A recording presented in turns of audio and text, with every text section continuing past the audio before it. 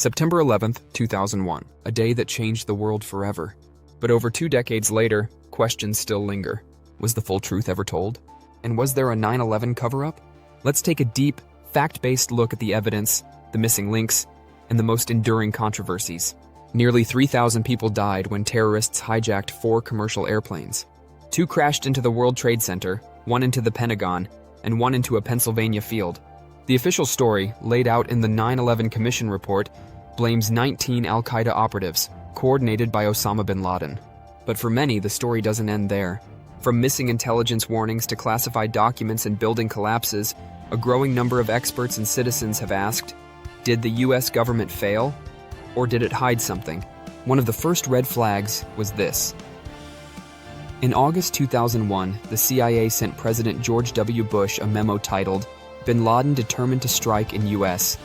Despite that, security agencies were caught off guard weeks later. Why were warnings ignored? Was it incompetence or intentional silence? Then there's Building 7.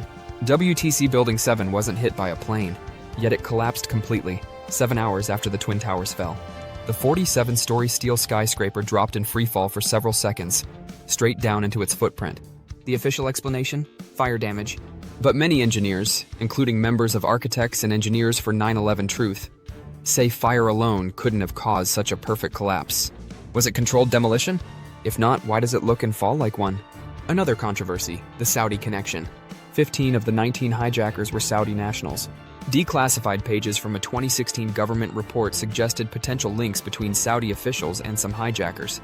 Yet no formal charges or sanctions were ever brought against Saudi Arabia. Was this to protect US-Saudi relations, especially oil interests? The 9/11 Commission itself had problems. It was underfunded, rushed, and many critical witnesses, like Vice President Cheney and President Bush, testified only in private, not under oath. Co-chair Thomas Keane later admitted, "We were set up to fail." And then there's the role of intelligence agencies. Did the FBI and CIA fail to connect the dots, or did they deliberately withhold information? Multiple agents reported ignored warnings, blocked investigations, and orders not to pursue known suspects.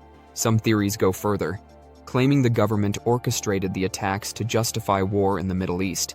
This inside job theory is not supported by hard evidence, but its popularity reflects deep public mistrust in the official narrative. Fun facts and little-known details.